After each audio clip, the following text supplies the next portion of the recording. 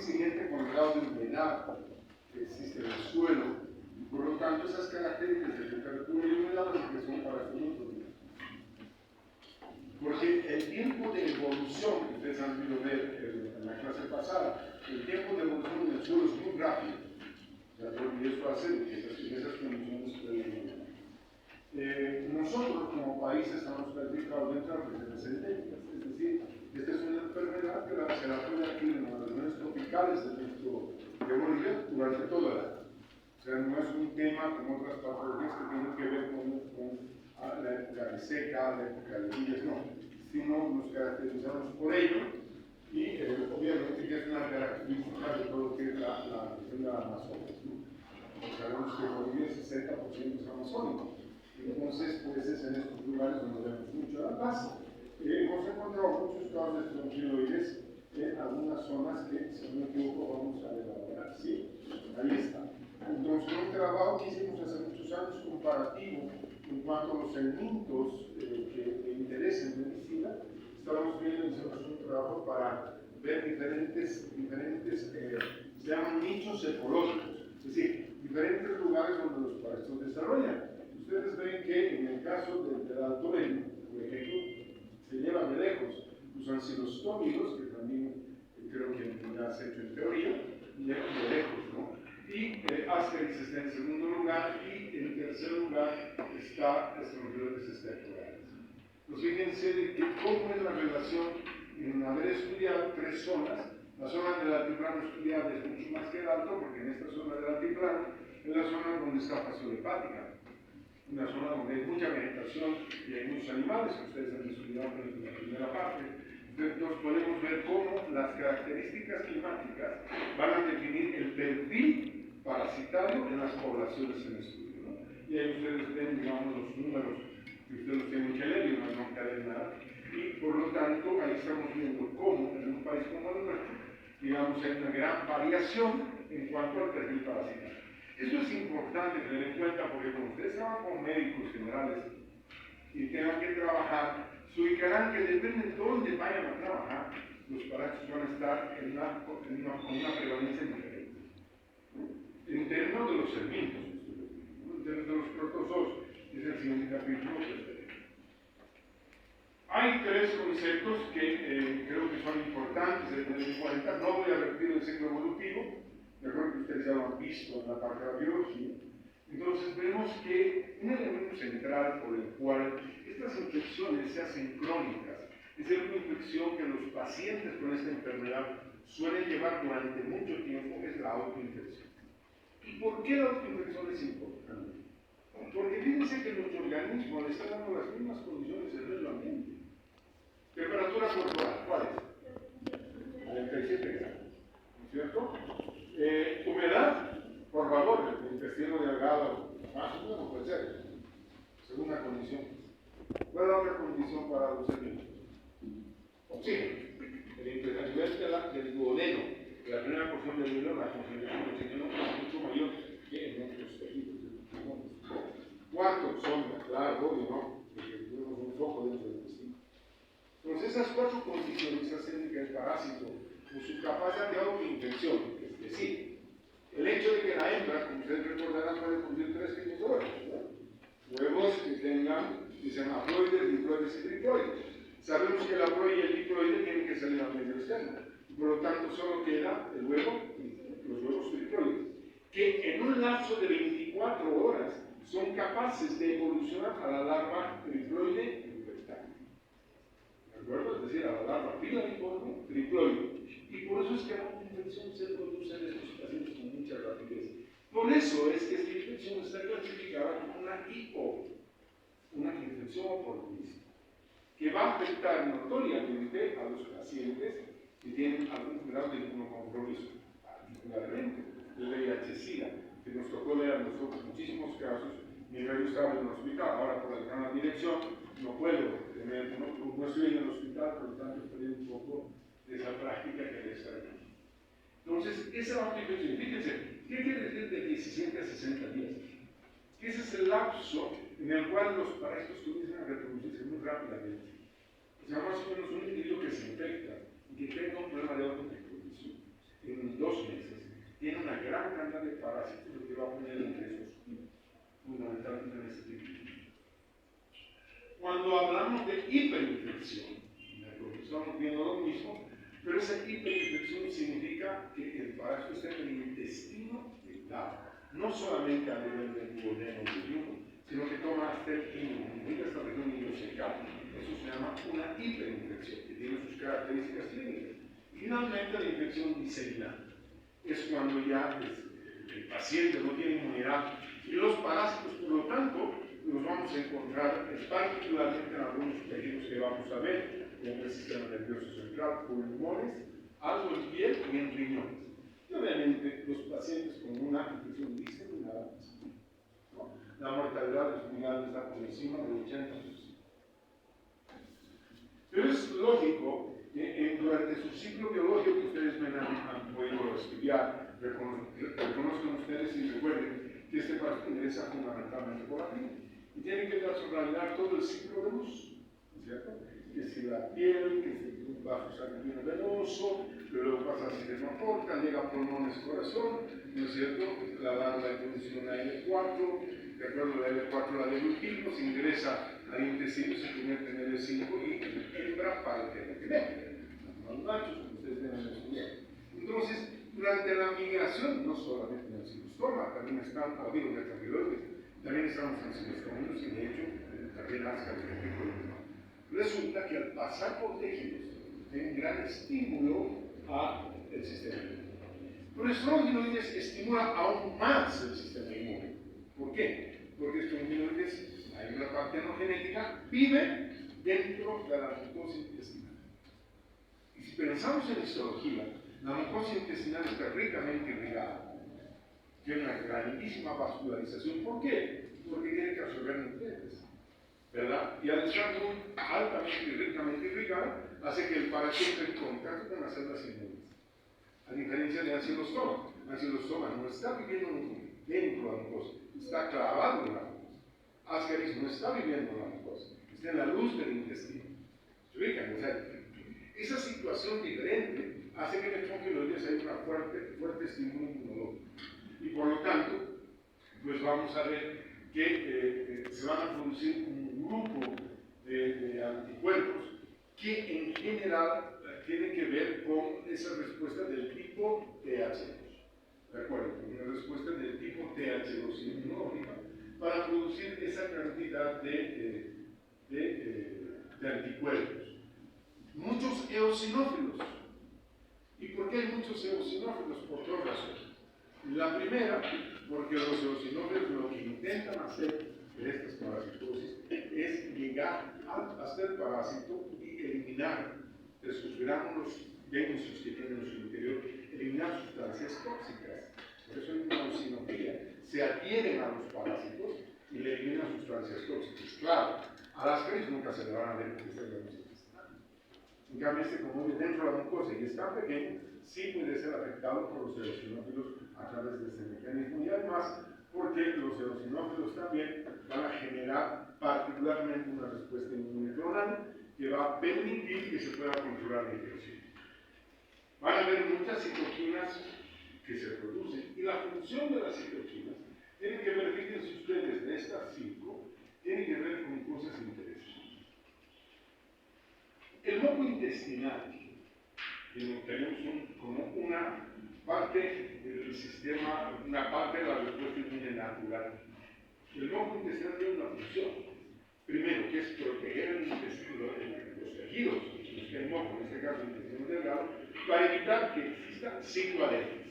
Es decir, para evitar que haya bacterias, virus, parásitos que se puedan adherir al epitelio. Entonces, el moco intestinal es una barrera, de acuerdo, que nos protege. Estas 2 interleucinas, el interleucino 1 y el factor de necrosis tumoral, favorecen mayor moco intestinal. Y además, también favorece para que la hembra partenogénica sea eliminada en un tiempo después. Eso a través del factor de necrosis tumoral, que actúa dentro de los tejidos para que la hembra partenogénica sea eliminada. Si vemos la suma de la interleucina 4 y la interleucina 3, que obviamente está en relación a lo que yo les decía, a mayor cantidad de estas interleucinas, mayor cantidad de eosinófilos. A mayor número de eosinófilos, mayor probabilidad de eliminar a los parásitos. Pero además, se produce un incremento de la peristalsis intestinal. Y recuerden que ante cualquier agente externo, bacteria, virus, parásito, lo que sea, que nos está atacando, hay una reacción inflamatoria. En realidad, estas interleucinas generan que son parte de una reacción inflamatoria. Y si hay reacción inflamatoria, ¿qué va a suceder? Se va a incrementar la peristalsis. Y al incrementarse la peristalsis, hay una mayor posibilidad que las larvas, recuerden que no caen los huevos, sino larvas, sean eliminadas mucho más rápidamente y no se queden en la lucha intestinal. Me refiero estrictamente a las larvas pericloides, que son aquellas que pueden incluso en nuestro organismo. Y la IL-5, la interleucina 5 también, que tiene que ver con la presencia de eosinófilos. Por eso es que en el diagnóstico de esta enfermedad, a veces dice, una gran eosinofilia, o una eosinofilia importante, o una persona que está viniendo de una zona tropical, pues nos hace pensar que es ascaris, porque está dentro del tejido. Más si los trobos no quieren. Cuanto más alta sea la concentración de eosinófilos, posiblemente pudiera el médico general pensar y decir, no se descongeló esto, pero no se olvide que en las zonas tropicales la gente no está infectada por una sola.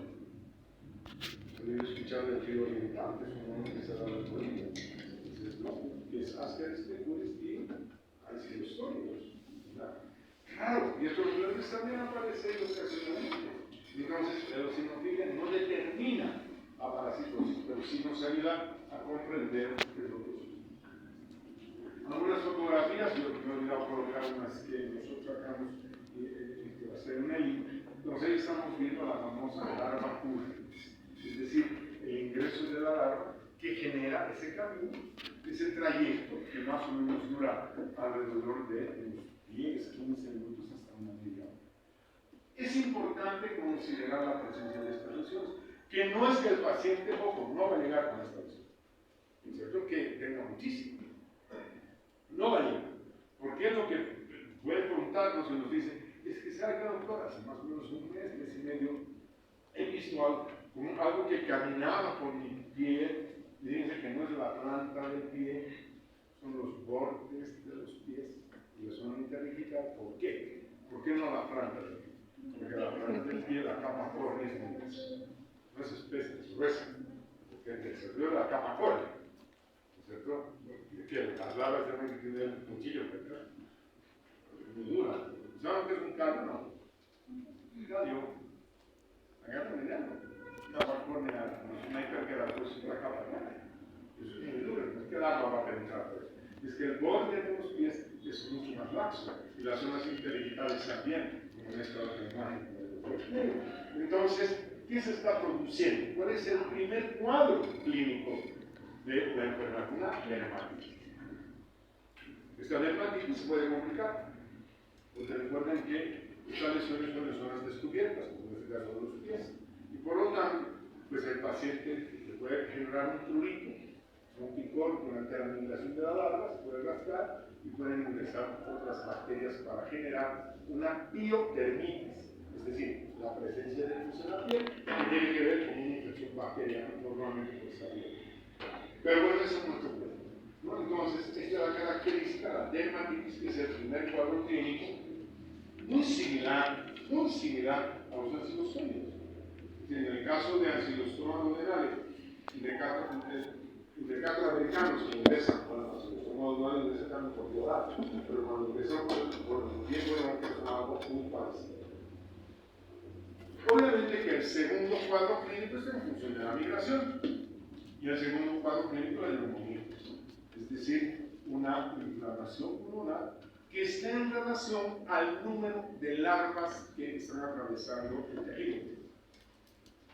Y la neumonitis no es más que una reacción inflamatoria, ¿no es cierto?, que genera el famoso síndrome de Lepter, ¿de acuerdo?, que se debe a la presencia de larvas en el tejido pulmonar, mucho más marcado cuando existe el paso de un medio líquido a un medio aéreo, es decir, cuando las larvas perforan la membrana alveolo-capilar, que es el momento de mayor irritación. ¿De acuerdo? Eso puede generar inclusive microhemorragia. Recuerden ustedes que en un capilar, en un alveolo, pues el capilar está con sangre, entonces al momento de perforar, puede aparecer una microhemorragia. Y el paciente en algunos casos puede tener una tos con trazos sanguíneos. Se llama una tos hemoctólica. ¿De acuerdo? No se produce en todos los pacientes. Esta relación de la neumonitis y su gravedad siempre está, reitero, en función del número de grados que se produce. El síndrome de Leffler, no hay que pensar, y en el examen es típica pregunta de examen, típica. El síndrome de Leffler es un conjunto de signos clínicos y de laboratorio. Son dos cosas, ¿cierto? Entonces, el síndrome de Leffler, desde el punto de vista clínico, ¿qué es? Lo más fácil. Fiebre y tos, desde el punto de vista clínico.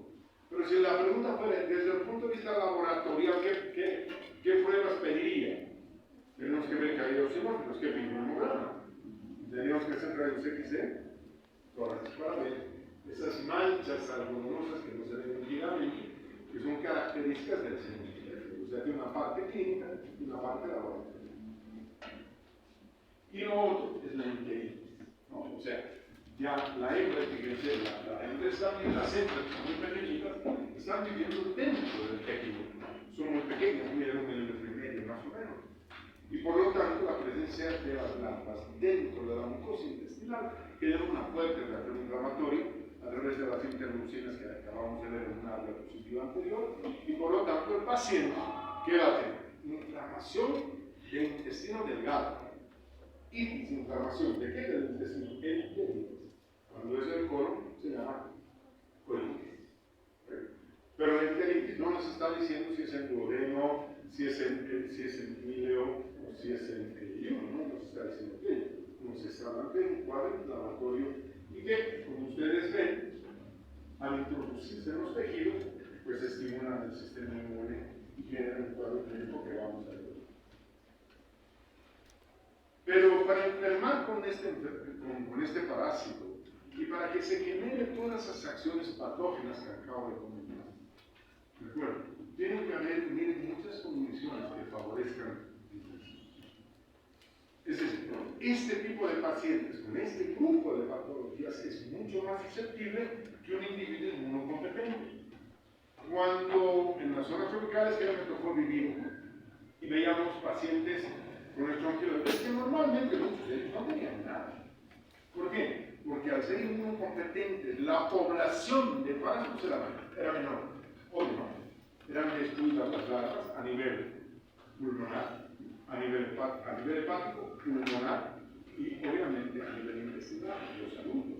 ¿Y por qué eran destruidos? La actividad inmune.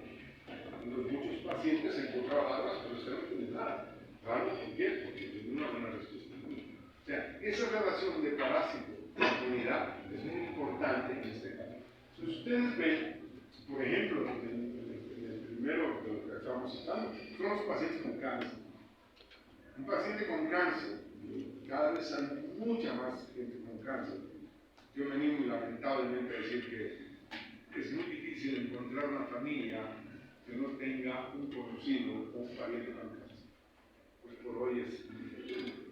Entonces, ya son tropicales, son grupos de individuos altamente predispuestos a una infección de esta naturaleza, porque además, no solo el cáncer, sino que cuando se les da la quimioterapia para eliminar las células cancerosas, ustedes han visto algún paciente, o saben, un paciente que recibe quimioterapia, este paciente está fundido, está en cama 2 o 3 días, todo su sistema inmune cae, porque la quimioterapia dice, no están las células cancerosas a este lado, las células buenas a este otro lado. No es así. Entra y destruye todo. Y destruye fundamentalmente los dos. Porque muchas de estas enfermedades son enfermedades de autoinmunidad, de autodestrucción. Entonces los medicamentos pues, tienen que eliminar todas aquellas células que tienen esa capacidad.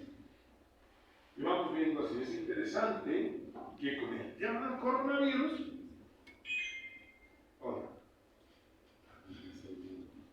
con el tema del coronavirus ha comenzado a haber muchos individuos individuales. ¿Por qué? Porque muchos pacientes con el coronavirus se utilizaba dexametasona. Y en algunos casos se hacían tratamientos largos. O las secuelas de lo que llamamos el COVID largo, cuando tiene varias denominaciones. Las secuelas del COVID, que hacen que los pacientes tengan una serie de enfermedades, hasta ahora se han diagnosticado 64 complicaciones de COVID. Y en muchas de ellas hay que utilizar corticoides, ¿no? Y el uso de corticoide significa bajar la capacidad inmunológica, porque cabalmente lo que se evita con los corticoides en el coronavirus es que existen muchas células inflamatorias en el pulmón, pero que nos mataba a la gente. Entonces, pues ahí vamos viendo que el tema de la reacción inflamatoria, de la reacción inmune, y los parásitos juegan un rol muy importante como funciones crónicas. En el caso de las leucemias, también son muy susceptibles a cualquier infección, y en las zonas tropicales, pues hay que tener mucho cuidado. El médico general, que se va a una zona tropical a trabajar, tiene que tener en cuenta que en individuos en zona tropical con alguna patología, la cosa es grave. Fíjense, en el área de Santa Cruz, no solo en la ciudad, en el departamento de Santa Cruz, el 50% de los casos de VIH-Sida es en esa ciudad, en ese departamento. El 50% de los casos de VIH. Una zona tropical, una zona donde hay confluencia, una zona donde muchas personas viven de manera inadecuada. Entonces, hay todas las condiciones para que estos individuos tengan además una complicación muy complicada. Porque el VIH lo que hace también es destruir los linfocitos T, que son los linfocitos, los T y los B. Entonces, destruye estos linfocitos que son responsables de la inmunidad humoral y de la inmunidad celular, como los muscular. Entonces, claro, tienen unas defensas muy bajas que significa que se van a aprovechar. Y vean ustedes que estas cosas como un estado de mala nutrición. Los niños malnutridos, son los que hicimos varios trabajos, pues no tienen suficiente cantidad de proteínas. Si no tienen proteínas, no pueden producir anticuerpos, porque los anticuerpos son proteínas. Y por lo tanto, su capacidad de generar anticuerpos, las inmunoglobulinas, que hemos visto en otra diapositiva, es mucho menor si están predispuestos a ello. Lo mismo se encontró en los pacientes alcohólicos, crónicos, en bebedores constitucionales, ¿por qué? Porque el hígado está destrozado, casi cirrótico. Y el hígado es el laboratorio donde se forman las proteínas, el bioquímica, ¿verdad? Entonces, estos pacientes también son muy susceptibles a estas y otras infecciones. ¿Cómo podemos imaginarnos a los pacientes infectados? Vamos a hablar de lo agudo y de lo crónico dentro del cuadro de piel, pulmón e intestino. Que vienen a ser la dermatitis, ¿no es cierto? La neumonitis y la enteritis, que son los cuadros clínicos fundamentales. Entonces ahí vamos a ver, dentro de lo que ustedes ven claro, la larva pulmones, que hemos visto las fotos, el currículo que les había dicho que produce la larva durante su migración al secretar sustancias tóxicas que estimulan la llegada de mastocitos. Los mastocitos, ¿qué hacen? Liberan una sustancia que se llama histamina y produce prurito, ¿no? Ahí estamos explicándonos el porqué de las cosas. A nivel pulmonar, ¿qué es una sibilancia? No porque todos han tenido sibilancia, que tiene esta. ¿Han escuchado alguna vez una persona que al meter aire se va? ¿Han escuchado?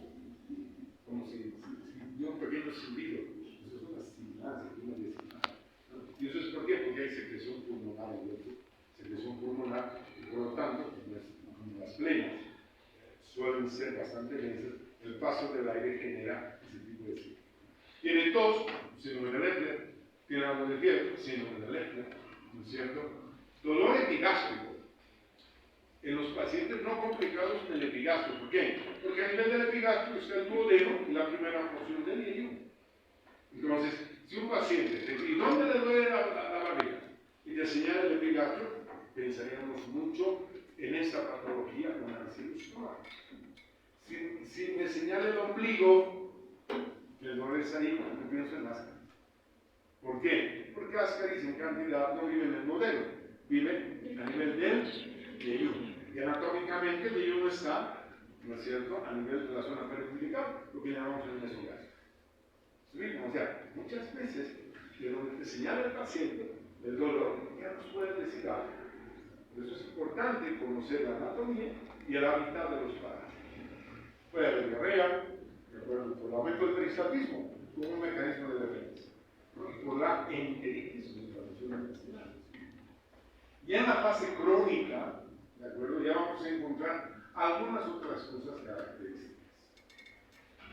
Ya no tanto como en el anterior caso, sino que ya aquí va a predominar el cuadro abdominal. Entonces, en muchos de estos pacientes que además tienen una relativa alta carga parasitaria, lo que pasa es que están en el duodeno y en la primera porción del hígado no se produce una buena digestión de los nutrientes. Ahora, ¿y por qué no hay una buena digestión? Porque el tejido está inflamado. Donde deberían estar solo enterocitos hay células inmunes. Y por lo tanto, al no haber una buena digestión, el paciente se queja que después de comer se le hincha la barriga. Llama distensión abdominal. ¿Por qué? Porque al no haber una buena digestión, los alimentos mal digeridos fermentan. Y si fermentan, producen gas. Así de simple, la fermentación produce gas. Entonces ahí vamos a ver que el dolor de la distensión es mucho más frecuente en este paciente que ya viene en estado crónico y así otras manifestaciones clínicas. Algo que no se olviden como médicos. Paciente que tenga urticaria, alergia, palabras sencillas. La gente que tiene alergia sabe que es el chocolate, que es el no sé qué, que es el café. Cuando no encontramos una causa, le hacemos un poco parasito. Grande la sorpresa que nos da positivo. ¿Por qué se produce aquello? Porque el parásito está eliminando sustancias tóxicas. ¿Y dónde vive el parásito? En la mucosa del intestino. Ok, las sustancias tóxicas que está eliminando se absorben, estimulan a los mastocitos, se distribuyen por nuestro cuerpo y aparece la alergia.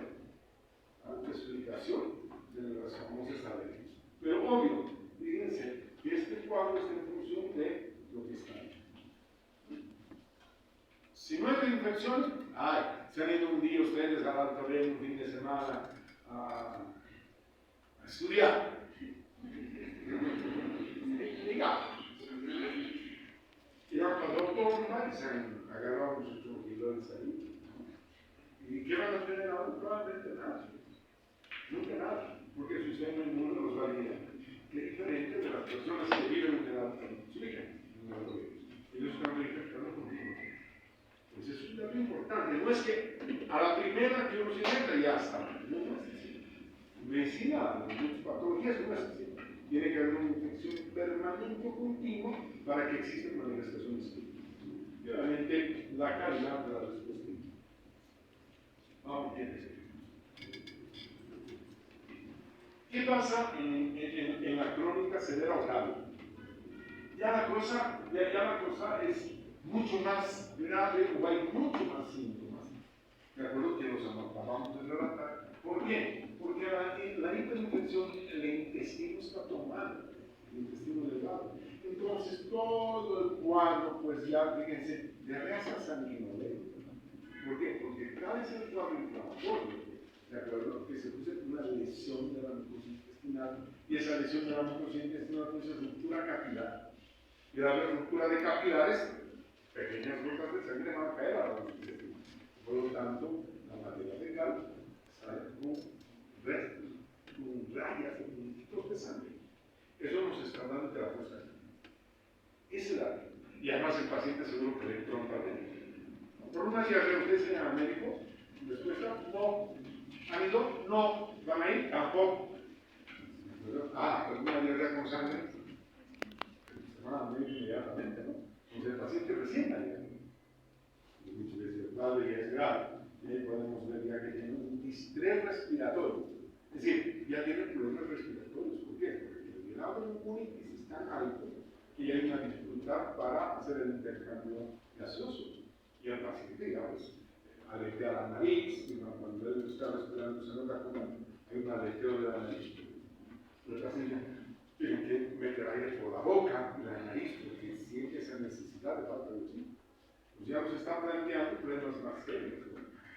El grado de toxicidad ya puede inclusive tomar ya el sistema nervioso central por las toxinas que se producen y generar todo eso que es cervical, cefalea, fusado, confusión. Ya estamos viendo que la cosa es mucho más grave. Y que nos puede hacer pensar en mil cosas. Yo puedo pensar también al ver este cuadro, puedo pensar de que hay un hay una hemorragia cerebral, un tumor cerebral, puedo pensar en otras cosas.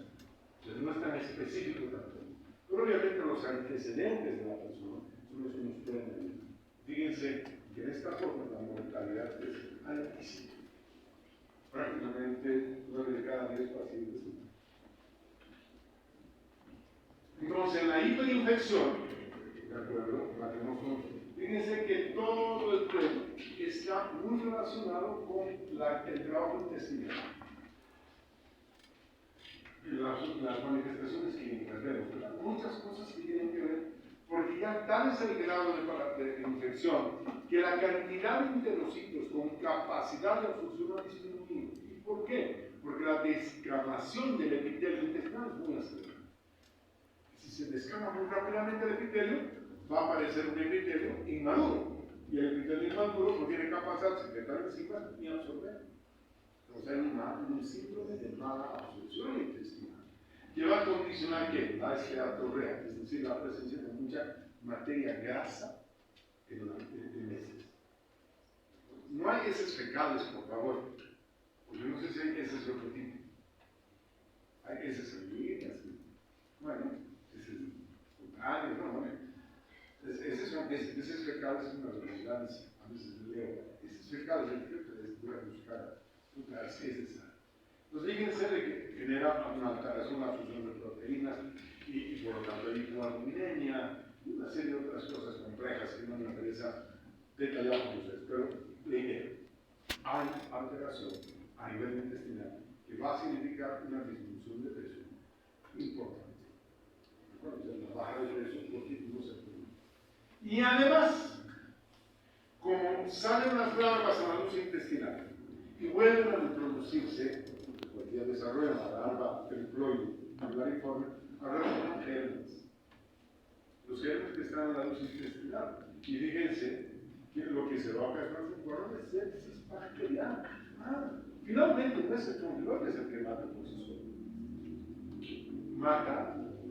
Matan las bacterias.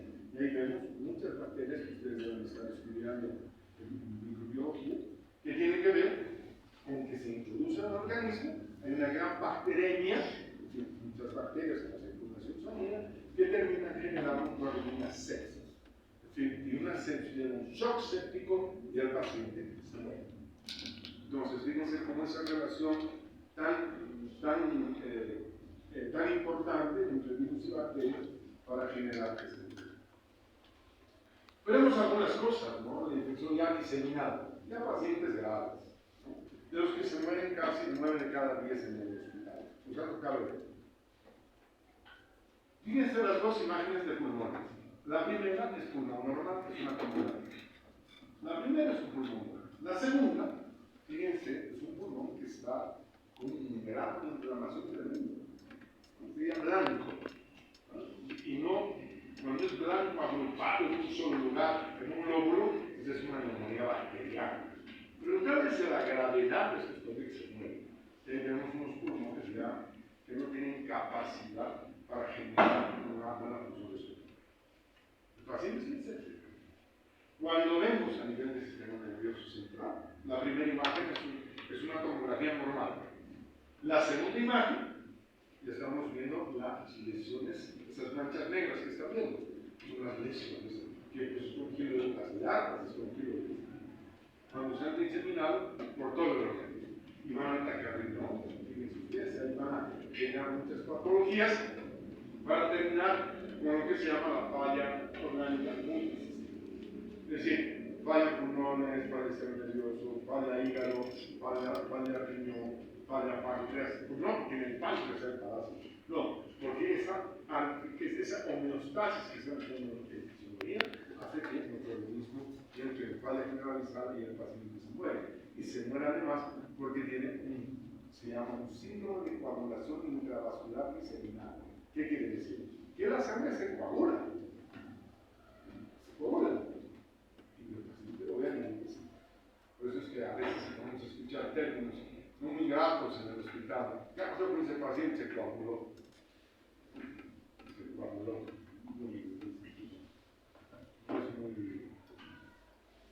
Pero nos entendemos.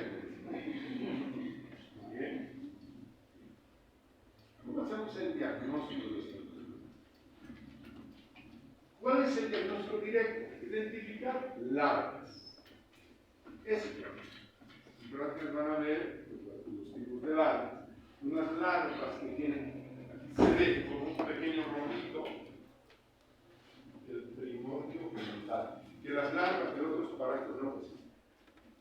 O sea, este es el dato fundamental cuando leen en práctica, el primordio genital. ¿De acuerdo? Eso nos dice, esto es estructural. Este sistema fecal es una larva.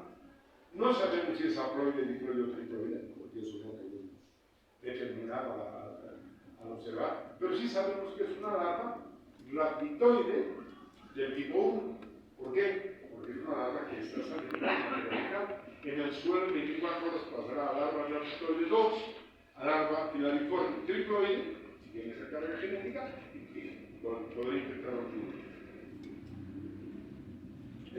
Esa tablita que ven aquí, 2, 4, 10, 28, no son porcentajes, es la relación en cuanto a qué técnica es mejor para ellos. Y evidentemente, a lo mejor es la que ven ustedes, ¿no? Esas son larvas que se han movido. Todo esto que vemos aquí es como las larvas se han movido pues, en la placa de acá.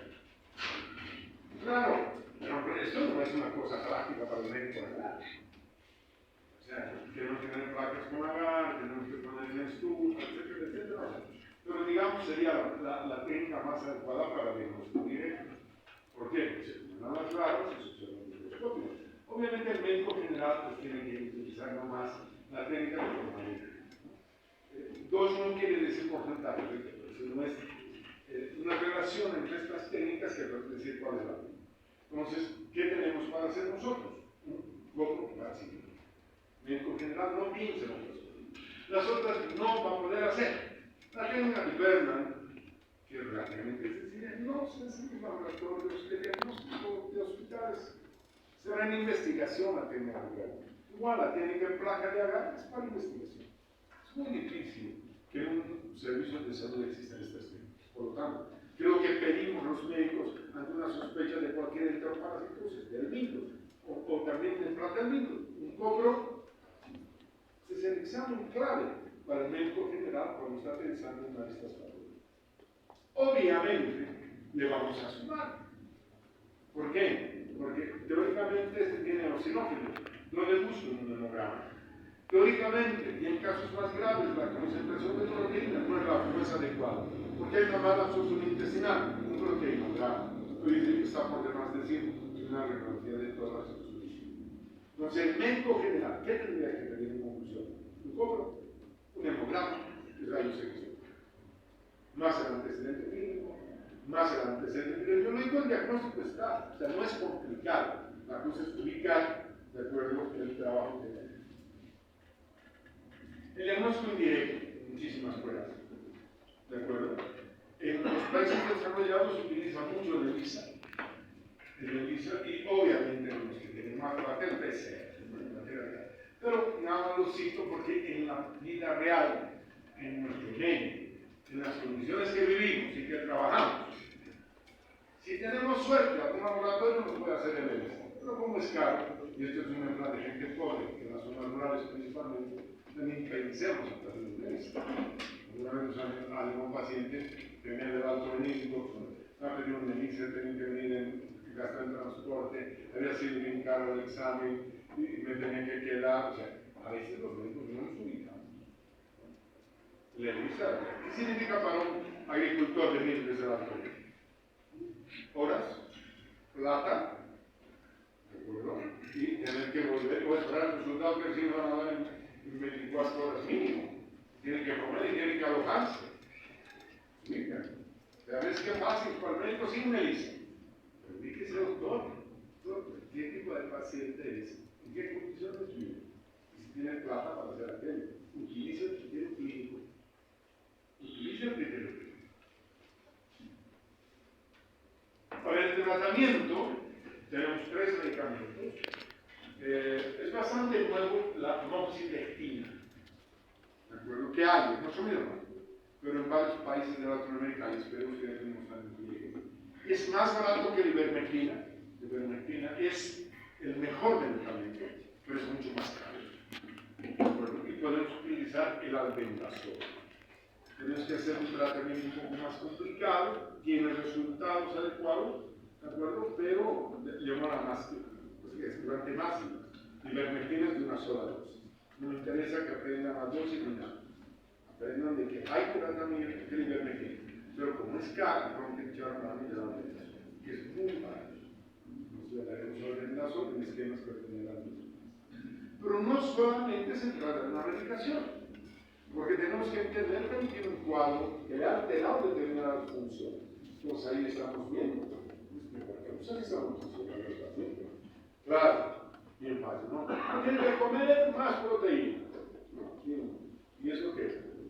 Los estudiantes de los con las dietas, ¿no? Por eso es que vamos a hacer un curso aquí, para los que quieran, de nutrición clínica. Para el alumno que quiera. Así como están algunos aprendiendo inglés, ¿no? Otros aprenderán nutrición clínica, va a ser un horario diferente de las noches. ¿Quieren aprender algo de nutrición? Pasa. ¿No quieren aprender? No pasa. Pero les estamos dando una opción de aprender otras cosas, ¿no? Que no llevamos en nuestro curso. Otra vez nutrición clínica, porque es importante aquello, para saber qué alimento le podemos dar en determinados lugares de nuestro país para que mejore su situación clínica. Obviamente el que se lleva las flores sería. Eso es horrible de comer, personalmente, ni en plata larga, ni pagando menos. Pero es un gran alimento. Y es barato. Pero hay un problema, ¿no? Que tienes que tener refrigerador. Tienes que comprar hígado y comer todo ese alimento. Fíjense, en el campo sí comen hígado. ¿De dónde voy a buscar la vaca? Es en el mercado. Entonces hay que pensar, no, lentejas tiene mucho hierro. Bueno, eso es más fácil. De luego, ¿qué nos interesa? Claro, porque están proteínas. La yema solo para sopar el pancito, no tiene mayor utilidad nutricional. Sí, a los pacientes en el hospital. Cuando vemos que están hoy para el nene, les pedimos que les traigan los huevos, y es lo que ya. Les hacemos que coman claro, ¿no? Va a tener y le ponen azuquita, aunque claro con azúcar. Rico, ¿no? Ya estamos hablando de proteína, en vez de decir, compre proteína, que son nada de huevos, eso va a subir la concentración de proteína. Concentración de hierro, como más lentejas, como más hojas verdes, o sea, hay de esos detalles que van aprendiendo los niños. Mejoramos la capacidad de absorción intestinal, hay que sacar todo lo que esté ahí. Tenemos que darle pues, sustancias de fácil absorción. No darle alimentos que sean de difícil absorción. Y obviamente, si el paciente tiene una inmunodeficiencia, entonces no vamos a poder controlar la infección. Entonces, eso ya tiene otro tipo de manejo que normalmente el médico general no lo va a hacer. La epidemiología de prevención y control es exactamente lo mismo de ancilostoma. No voy a repetir. Se ha llevado ancilostoma y nos leen aquello y es igual. Las condiciones son las mismas, excepto algunos detalles, ¿no? Muchos parásitos suelen, huevos, por ejemplo, algunas larvas, como de Ascaris, por ejemplo. Los huevos de Ascaris pueden estar hasta 1 a 3 años en el universidad, tienen una altísima capacidad. Las larvas de tonales no, máximo 3 semanas. Si en 3 semanas esas larvas triploides no han ingresado, bueno. Los adultos de vida libre que van a formar sí o sí todo lo que forman los adultos de vida libre es triploide, ¿no? ¿Por qué? Uno da la hembra, uno da el macho y dos hembras, ¿no? 1 más 2, 3. Todas las larvas que emergen de vida libre son triploides. Y eso significa diseñar la miel. Porque las larvas se mueven. No es que la larva está ahí, a ver, ¿a qué hora viene un tigre? O una mano, a ver, ¿a qué hora viene? No, la larva se mueve. Se llama área de dispersión larval. Usted utilizamos, cuando veremos fotos en la parte práctica, en la que la gente que va a defecar en los basurales, en los yungas, ¿de acuerdo? Hoy día no van a ir a defecar camino a Yolosa, mañana no ir a defecar camino a Cananal, pasado camino a Cholomán, así. La gente va a ir a defecar en los basurales que estén en la periferia de los pueblos. Ahí ves las humanas. Entonces, claro, será un ratito, defecan hacia que han hecho los datos, que se han dispersado en esa área. Entonces es muy fácil que puedan permanentemente infectarse de manera crónica. Hoy por hoy se sabe que como tenemos entre 600 a 700 millones de infectados, se calcula que debiera realizarse un tratamiento masivo a ese número de niños a través de darles ivermectina como profilaxis. Recuerdo que se llama quimioprofilaxis. Y que en las zonas endémicas se habría que darles ivermectina, que va a servir no solamente para las caries, no digo para el congeladismo, para otros parásitos también. Pero claro, no es tan sencillo decirlo porque tiene un precio alto. La Organización Mundial de la Salud está en un plan ahora para desarrollar la quimioprofilaxis con ivermectina, que ayudaría mucho, pero está pidiendo a las empresas farmacéuticas que bajen el precio. ¿No? De tal manera de que pueda haber ivermectina en las zonas tropicales del mundo en cantidad suficiente para desparasitar masivamente a la población escolar, que es la que en realidad tiene mayor estudio. Hay un dato muy interesante. Se está estudiando cómo controlar la diabetes del tipo 2. Gracias a qué? A tener parásitos. Estudios moleculares han demostrado esto interesantísimo. Y son flores de Ascar y cerebros que se llevan la flor. Claro, es complicado para los médicos, ¿no? Inféctese por sus diabetes y por sus diabetes. Se van a morir, ¿no? Pero bien, ¿cómo los parásitos son tan hábiles son los parásitos, que ahora comienzan a mutar y se vuelven buenos tipos? ¿No es cierto? Son estudios que en unos años demostrarán que probablemente tengamos que utilizar para eso todo el control. Han escuchado del trasplante de materia fecal. El trasplante de materia fecal. En los individuos que tienen una baja cantidad de flora bacteriana, utilizar materia fecal. O bien un poquito tratado, no es que vamos a dar un pedazo y no se coma. Sino que exige una suerte, un manejo, una técnica que permita dar diagnósticos de bacterias. Lo hacemos de alguna manera, ¿no? El biogur, ¿qué es? Es darle bacterias, lactobacilos. El biogur de la pelita, para qué marketing, ¿no es cierto? Estamos utilizando gérmenes para curarnos. Fíjense cómo la ciencia tiene sus peculiaridades. Y al fin terminar la clase.